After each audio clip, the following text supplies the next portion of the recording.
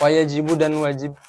Wayajibu aydan al-imanu bil qadari al-i'tiqadu bi anna kulla ma yahsulu huwa bi taqdirillahi ta'ala ma'ar ridha bi taqdirihi ta'ala wa adamil i'tiradi alaihi fi taqdirihi al-khaira wasyarra wal hulwa wal murra fa innal maqdura khairahu wa syarrahu yahsulu bi taqdirillahi wa khalqihi wa masyiatihi fama kana minhu khairan nuhibbuhu wa ma kana minhu syarran nukrihuhu.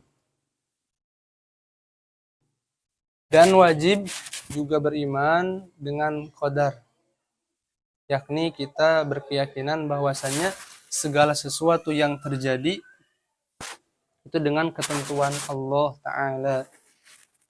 Ta'ala biasanya kalau bahasa Jawa terjemahkan apa? Ya, Maha Suci Allah. Tanazzaha artinya ya. Biasanya kalau di kita mungkin ingkang luhur.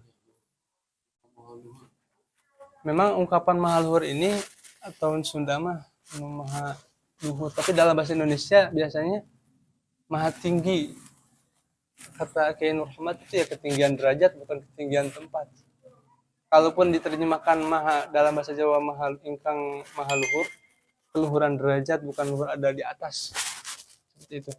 Makanya kita pun menerjemahkan lebih itu maha suci, tanazzaha, taqaddasa. Jadi makna ta'ala ini tanazzaha, taqaddasa. Artinya maha suci Allah. Maha suci dari apa? Dari segala sifat kekurangan. Maha suci dari keserupaan dengan makhluk. Nah, maksudnya iman dengan qadar adalah berkeyakinan bahwa segala sesuatu yang terjadi huwa bitaqdirah, itu dengan ketentuan Allah Subhanahu wa ta'ala, disertai ridho, rela dengan ketentuan tersebut, dengan ketentuan Allah Ta'ala, dan tidak adanya penentangan kepadanya, pada Allah dalam ketentuannya. Al khaira wa syarra, baik, wa syarra buruk, wal hulwa manis, pahit. Jadi ya sesungguhnya yang makdurnya, yang ditentukannya. Makanya di sini bil qadar ini baik yang makdurnya baik ataupun buruk itu semuanya terjadi dengan ketentuan Allah, penciptaannya dan kehendaknya. Tidak ada segala sesuatu pun yang terjadi di muka bumi kecuali dengan penciptaan Allah, kehendaknya, pengetahuannya. Allah mengetahui, Allah menciptakan segala sesuatu. Allah yang menciptakan kita dan sifat-sifatnya kita. Allah yang menciptakan benda dan sifat-sifatnya. Baik dan buruk itu Allah yang menciptakannya. Bahkan di dalam pembahasan ini kan kita ada sebagian kelompok yang berkeyakinan bahwasannya kata mereka yang buruk itu bukan diciptakan oleh Allah Subhanahu wa ta'ala. Kelompok Mu'tazilah, Qadariyah juga ada seperti itu. Jadi mereka itu berkeyakinan seperti ini. Kata mereka kalau yang baik itu diciptakan oleh Allah, kalau yang buruk tidak diciptakan oleh Allah Subhanahu wa ta'ala. Sedangkan Ahlus Sunnah wal Jamaah berkeyakinan baik dan buruk itu diciptakan oleh Allah, ditentukan oleh Allah. Hanya saja yang baik Allah ridho, yang buruk Allah tidak ridho. Yang baik Allah perintahkan dan yang buruk tidak Allah perintahkan. Bahkan melarang untuk melakukan itu. Dalilnya mana? Bahwa Allah menciptakan, menentukan keburukan. Kita sering membaca surah Al-Falaq, min syarri ma khalaq, qul a'udzu birabbil falaq, min syarri ma khalaq. Jadi katakanlah Muhammad, Aku berlindung. Qul a'udzu birabbil falaq. Dengan Allah. Min syarri ma dari keburukan yang ia ciptakan. Dari ayat ini kita tahu bahwasannya Allah itu menciptakan yang buruk, menentukan yang buruk. Seperti itu. Jadi baik dan buruk itu Allah yang menciptakannya, yang menentukannya. Makanya di sini juga disebutkan famakana minhu khairan nuhibbuh. Maka apabila dari apa yang Allah tentukan itu baik, kita mencintainya. Wa makana minhu syarran nukrihuhu. Dan apa yang buruk, kita membencinya. Seperti itu. Keimanan dan iman dan kekufuran. Itu kan baik dan buruk. Iman itu semuanya kita diperintahkan untuk beriman dan kita mencintai keimanan. Kekufuran kita diperintahkan untuk menjauhinya dan kita pun membenci kekufuran itu. Namun kita pun berkeyakinan baik iman dan kufur, bahkan imannya seseorang itu diciptakan, ditentukan oleh Allah Subhanahu wa taala. Memang dalam pembahasan ini juga ada kaitannya dengan pembagian hal itu. Pembagian perkara menjadi 4 hal. Asy-syiratal mustaqim itu dibahas. Yang pertama, ini perlu juga diketahui, ada yang sesuatu yang Allah perintahkan tapi yang pertama Allah menghendaki dan Allah perintahkan. Allah menghendaki hal tersebut dan Allah memerintahkannya. Seperti apa? Sesuatu yang Allah kehendaki terjadi dan Allah memerintahkan. Seperti imannya orang-orang yang beriman. Itu Allah menghendaki orang-orang iman beriman dan mereka beriman. Diperintahkan beriman. Yang kedua, ada sesuatu yang Allah Subhanahu wa taala kehendaki tapi tidak diperintahkan.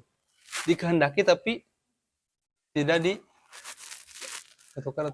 Yang kedua itu yang Allah kehendaki tapi tidak diperintah.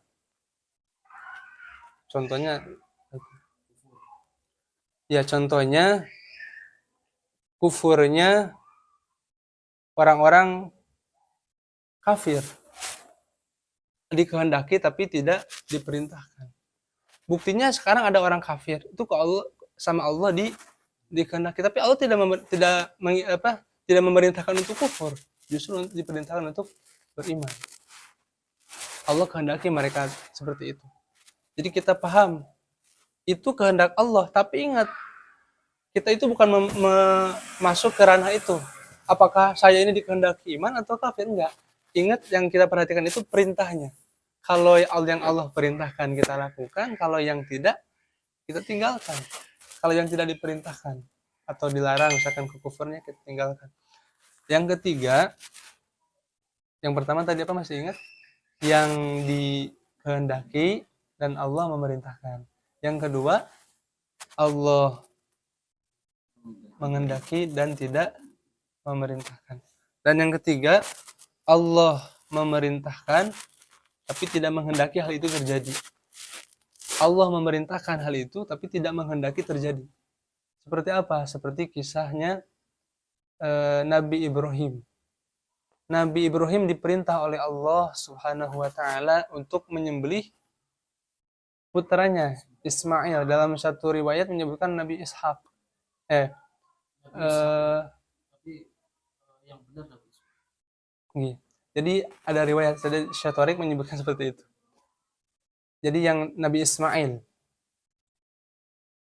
Nah, Allah Subhanahu wa taala memerintahkan Nabi Ibrahim untuk menyembelih putranya. Itu kan berupa perintah dari Allah, tapi Allah tidak menghendaki terjadi. Diperintahkan tapi tidak Allah kehendaki. Nabi Ibrahim melaksanakan, tapi proses terjadinya menyembelih ini tidak terjadi. Seperti itu. Itu yang ketiga. Dan yang keempat, perkara atau sesuatu yang apa namanya tidak diperintah dan tidak dikehendaki. Seperti itu. Seperti apa contohnya? Seperti imannya, seperti kufurnya para nabi, para malaikat. Itu sesuatu yang bahkan yang mustahil. Allah tidak memerintahkan mereka untuk apa namanya kufur dan tidak menghendaki. Seperti itu. Ini pada contoh mungkin ada beberapa yang itu ya. Boleh koreksi sama Ustaz nanti. Itu pembagian 4 hal. Jadi kalau kita udah bisa membedakan 4 hal ini, ada kehendak Allah, ada perintah. Jadi kita di ranahnya perintah, perhatikan perintahnya. Makanya misalkan ada orang yang melakukan maksiat misalnya. Kata sebagian orang-orang Mu'tazilah misalnya. Apakah dia ini mengalahkan Allah sehingga dia melakukan maksiat? Jadi apakah kata mereka itu tidak dikehendaki Allah? Buktinya dia kalau dikehendaki masa disuruh dikehendaki untuk berbuat maksiat kepada dirinya.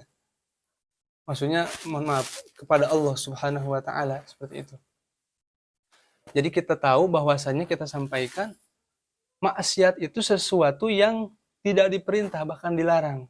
Sedangkan bermaksiatnya itu dikehendaki oleh Allah.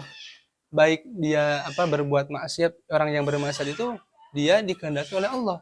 Tapi maksiat itu sesuatu yang dilarang oleh Allah. Sehingga kalau kita perhatikan adalah perintahnya, larangannya. Allah melarang itu. Gitu. Kita tidak kerana ke apakah si ini seperti kalian misalnya atau kita pengajian ini sesuatu bagian daripada ketaatan. Pengajian ini bagian daripada ketaatan. Kenapa orang lain nggak ikut ngaji? Padahal sama-sama misalkan diperintah. Yang ngaji pun dikehendaki, yang tidak ngaji pun ya dikehendaki. Namun ngaji atau thalabul ilmi sesuatu yang diperintah. Kita laksanakan ini seperti itu. Dan itu pun yang ngaji ya karena kehendak Allah Subhanahu wa taala. Namun kita tidak memikirkan bagian itu. Tapi perintahnya, kalau yang diperintah lakukan, yang dilarang tinggalkan seperti itu.